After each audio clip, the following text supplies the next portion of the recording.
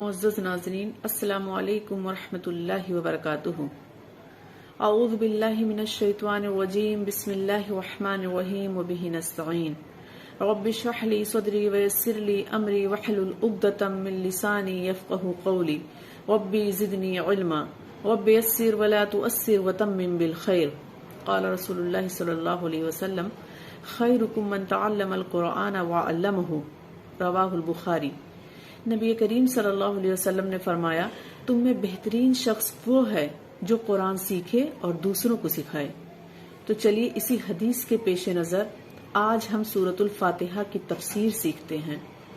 دیکھتے ہیں کہ یہ سورت اتنی اہمیت کی حامل کیوں ہے کہ اس کو بار بار نماز میں پڑھنے کی تاکید کی گئی ہے۔ آخر اس کی اہمیت اتنی زیادہ کیوں ہے؟ تو آج انشاءاللہ العزیز ہم اسی کے بارے میں گفتگو کریں گے اور ہم پورا سورہ فاتحہ پڑھیں گے۔ اس سے پہلے تعوذ اور تسمیہ پڑھ لیتے ہیں، کیونکہ سورہ نحل آیت نمبر 98 میں اللہ تعالیٰ فرماتے ہیں: فَإِذَا قَرَأْتَ الْقُرْآنَ فَاسْتَعِذْ بِاللَّهِ مِنَ الشَّيْطَانِ الرَّجِيمِ، کہ جب تم قرآن پڑھنے لگو تو شیطان مردود سے اللہ کی پناہ چاہو۔ تو پڑھتے ہیں: اعوذ باللہ من الشیطان الرجیم، اعوذ باللہ، اے اللہ میں تیری پناہ چاہتی ہوں، میں تیری پناہ میں آتی ہوں، من الشیطان الرجیم، شیطان مردود سے۔ بسم اللہ الرحمن الرحیم، بسم اللہ شروع کرتی ہوں اللہ کے نام سے، الرحمن الرحیم جو نہایت مہربان اور بہت زیادہ رحم کرنے والا ہے۔ بسم اللہ ایک ایسی آیت ہے کہ اس کو ہمیں اپنی زندگی میں شامل کر لینا چاہیے۔ یعنی اگر ہم کھانا کھا رہے ہوں تو بسم اللہ، پانی پی رہے ہوں تو بسم اللہ، ٹوائلٹ گئے تو بسم اللہ، گھر سے نکلے تو بسم اللہ، گھر میں داخل ہوئے تو بسم اللہ، سونے لگے تو بسم اللہ۔ اس کے علاوہ جتنے بھی امور ہیں، جتنے بھی کام ہم دن بھر میں انجام دیتے ہیں، اگر ہم اس میں بسم اللہ کو شامل کر لیں گے، کیونکہ اگر ہم بسم اللہ کہیں گے تو اس میں ہم اللہ تعالیٰ کو اپنے ساتھ شامل کر رہے ہیں، تو پھر شیطان اس میں داخل نہیں ہوتا ہے۔ اسی لیے بسم اللہ کو اپنی زندگی کا مرجع بنا لیجیے۔ اب دیکھتے ہیں سورۃ الفاتحہ۔ فتح کے معنی ہوتے ہیں کھولنا، کسی چیز کا آغاز، کسی چیز کی ابتدا، کسی چیز کی شروعات، اس کو فتح کہتے ہیں۔ یہاں پر اس الحمد شریف کو سورۃ الفاتحہ کہا گیا ہے، وہ اس لیے کیونکہ اس سے قرآن کی اوپننگ ہوتی ہے، قرآن اسی سے کھلتا ہے۔ یہ قرآن کی سب سے پہلی سورت ہے، اس سے قرآن کا آغاز ہوتا ہے، اس لیے اس کو سورۃ الفاتحہ کہا گیا ہے۔ اس کے علاوہ احادیث مبارکہ میں اس کے اور بھی بہت سارے نام آئے ہیں۔ مثلا ام الکتاب اس کو کہا جاتا ہے، یعنی کتاب کی اصل، کتاب کی جڑ، کتاب کی ماں۔ اس طریقے سے السبع المثانی، یعنی وہ 7 آیتیں جو بار بار دہرائی جاتی ہیں۔ القرآن العظیم بھی اس کو کہا گیا ہے۔ اور بھی اس سورہ ہجر میں اللہ تعالیٰ نے فرمایا کہ وَلَقَدْ آتَيْنَاكَ مِن سَبْعِ الْمَثَانِي وَالْقُرْآنِ الْعَظِيمِ، کہ اے نبی کریم صلی اللہ علیہ وسلم، ہم نے آپ کو 7 آیتیں دی جو بار بار دہرائی جاتی ہیں، وَالْقُرْآنِ الْعَظِيمِ، اور ہم نے آپ کو عظمت والا قرآن دیا، بڑا قرآن دیا۔ تو اس سے پتہ چلا قرآن کی ایک اہمیت کا اندازہ ہوا اور سورۃ الفاتحہ کا نام بھی پتہ چل گیا۔ اس طریقے سے اس کو سورۃ الشفا بھی کہا جاتا ہے۔ اس کا ایک نام قرآن میں احادیث مبارکہ میں رقیہ کے نام سے آیا ہے، یعنی اس کو رقیہ بھی کہا جاتا ہے۔ رقیہ کا مطلب ہوتا ہے دم کرنا۔ ایک بار ایک صحابی نے کسی کے بچھو کے ڈسے ہوئے کو، کسی شخص کو بچھو نے ڈس لیا تھا، تو ایک صحابی نے سورۃ الفاتحہ پڑھ کر دم کر دیا، تو اس سے اس کو آرام آ گیا۔ جب نبی کریم صلی اللہ علیہ وسلم کو پتا چلا تو آپ نے ان صحابی سے پوچھا کہ تمہیں کیسے پتا چلا کہ یہ رقیہ ہے، یعنی یہ دم کی ہوئی صورت ہے، دم کیا جاتا ہے اس سے۔ اس طریقے سے اس کو نماز سے بھی تعبیر کیا گیا ہے، یعنی اس سورت کو نماز بھی کہا جاتا ہے۔ کہ اللہ تعالیٰ فرماتے ہیں، اس حدیث قدسی ہے کہ اللہ تعالیٰ فرماتے ہیں قسمت الصلاۃ بینی و بین عبدی، کہ میں نے نماز کو اپنے اور اپنے بندے کے درمیان تقسیم کر لیا ہے، یعنی نماز سے مراد یہاں پر سورۃ الفاتحہ ہے۔ سورۃ فاتحہ کا نصف حصہ اللہ تعالیٰ کی توحید، رسالت، اللہ تعالیٰ کی توحید، اس کی الوہیت، اس کی ربوبیت، اس کی رحمت کے بارے میں ہے، اور نصف حصہ جو ہے وہ دعا اور مناجات ہے۔ اسی حدیث کے متعلق اللہ کے رسول صلی اللہ علیہ وسلم فرماتے ہیں، جو کہ صحیح بخاری کی حدیث اور بہت ہی اہمیت کی حامل ہے، کہ لا صلاۃ لمن لم یقرأ بفاتحۃ الکتاب، کہ اس شخص کی کوئی نماز نہیں جس نے سورہ فاتحہ نہیں پڑھی۔ اس نے الحمد و شریف اپنے نماز میں نہیں پڑھا تو وہ چاہے اس نے قرآن کی ساری سورتیں ہی کیوں نہ پڑھ لی ہوں، اس کی نماز نہیں مانی جائے گی۔ اس سے اس کی اہمیت کے بارے میں پتہ چلتا ہے، اس کی اہمیت اجاگر ہوتی ہے سورۃ الفاتحہ کی۔ آئیے ایک اور حدیث صحیح مسلم کی ایک اور حدیث دیکھتے ہیں کہ جس سے سورہ فاتحہ کی اور بھی زیادہ اہمیت ہمیں پتہ چل جائے گی۔ ایک بار نبی کریم صلی اللہ علیہ وسلم کے پاس جبرائیل علیہ السلام تشریف فرما تھے، اتنے میں آپ نے ایک آواز سنی تو آپ نے جبرائیل علیہ السلام سے پوچھا، اے جبرائیل یہ کس کی آواز ہے، یہ کیسی آواز ہے؟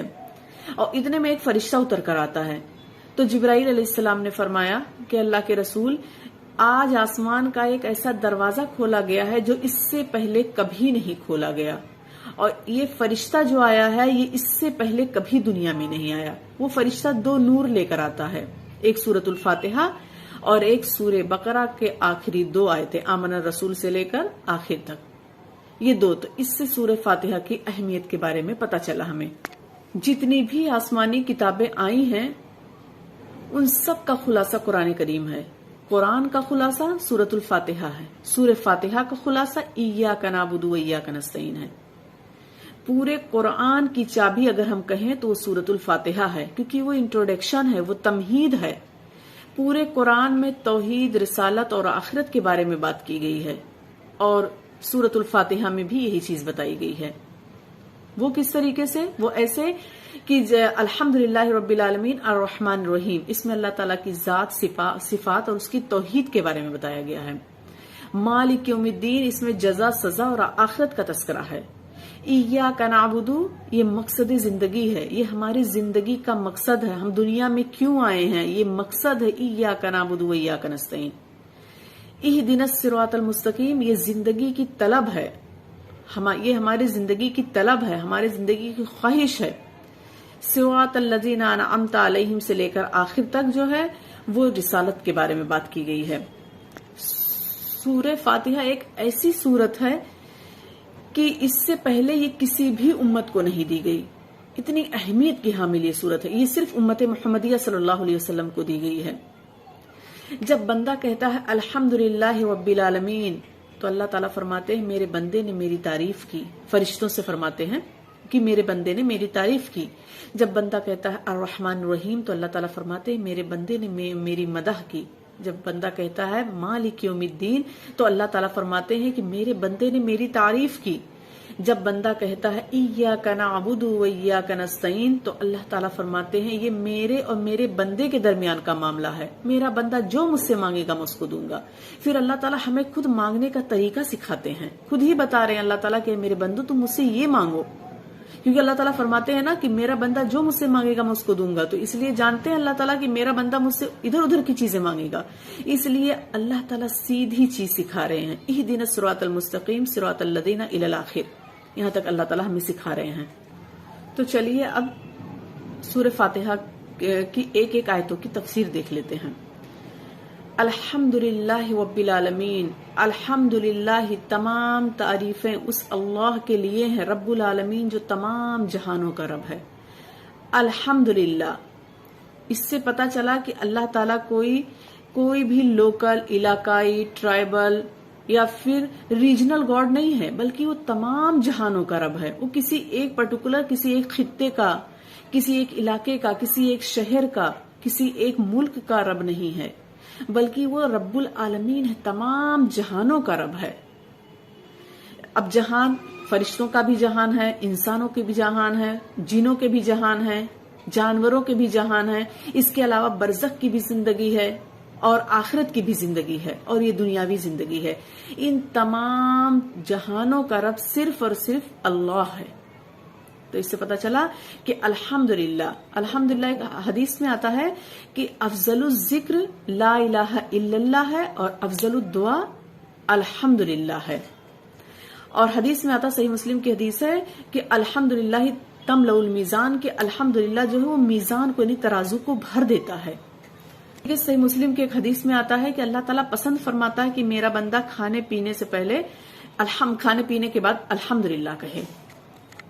تو اس آیت سے پتا چلا کہ اللہ تعالیٰ تمام کے تمام جتنے بھی دنیا میں ہیں، جتنے آسمانوں میں ہیں، جتنے بھی زمین کے نیچے ہیں، सब का रब सिर्फ और सिर्फ एक ही अल्लाह है। यहाँ अल्लाह ताला अपना इंट्रोडक्शन करवा रहे हैं, अपना तारुफ अल्लाह ताला खुद ही करवा रहे हैं।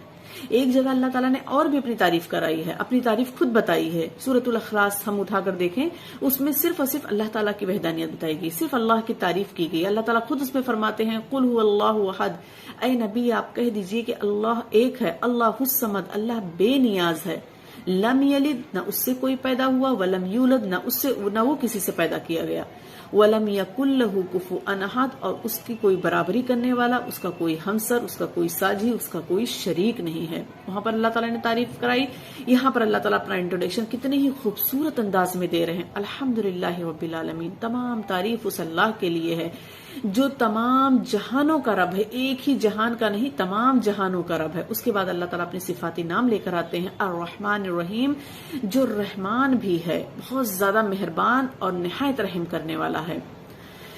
तो यहाँ पर रहमान जो आया है वो ग्रेटर डिग्री पर है और रहीम कंडीशनल डिग्री है।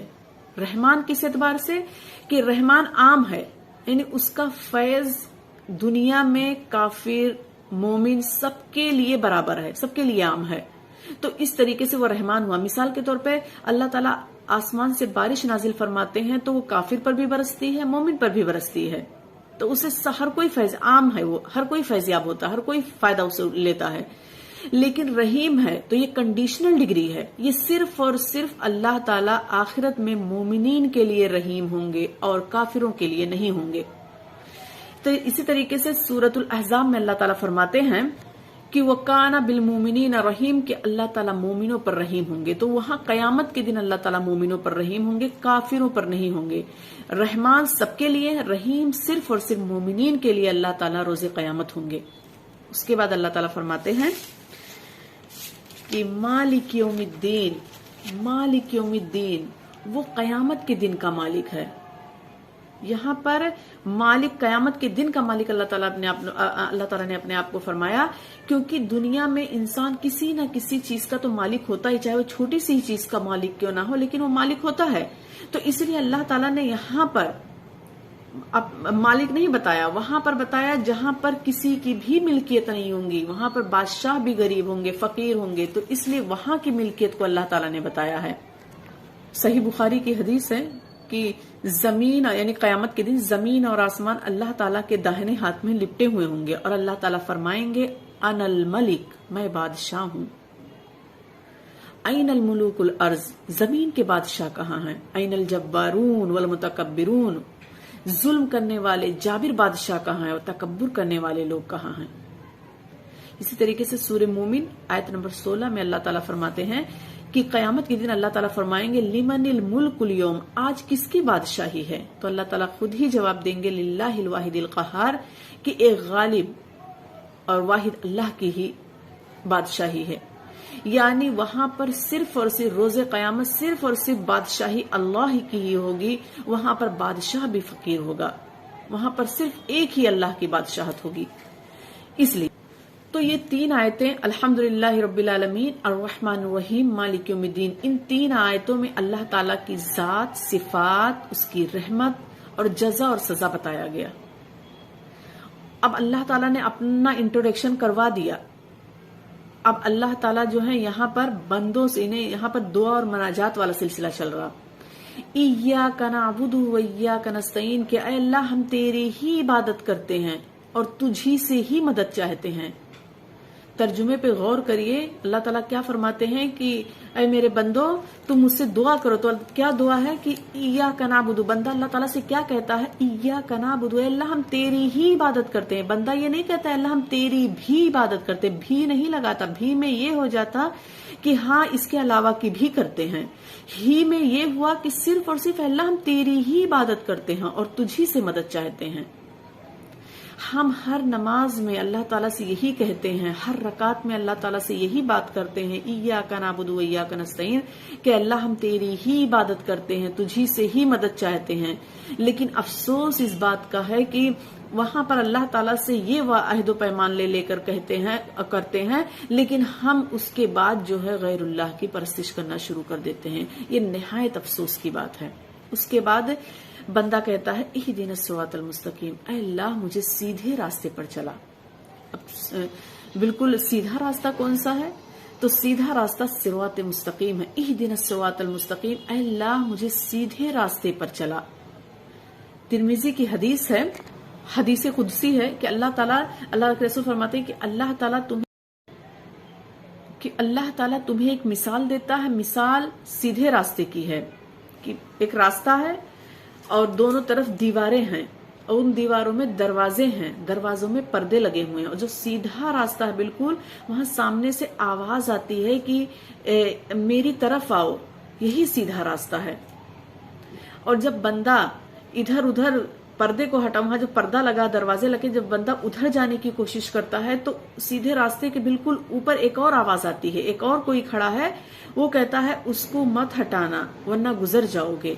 नबी करीम सल्लल्लाहु अलैहि वसल्लम ने फरमाया कि ये सीधा रास्ता सिराते मुस्तकीम है, और वो जो आवाज देने वाला आवाज देता है कि मेरी तरफ आओ, यही सिराते मुस्तकीम है, वो कुरान है। और जो दोनों दीवारें हैं वो अल्लाह ताला की हुदूद, उसकी लिमिटेशंस हैं। और जो दोनों वहां पर जो दरवाजे लगे हुए हैं वो अल्लाह की हराम करदा चीजें हैं, और जो उसमें पर्दे लगे हुए हैं वो ये बताने के लिए हैं कि ये हराम चीजें हैं, इसके करीब भी मत जाओ।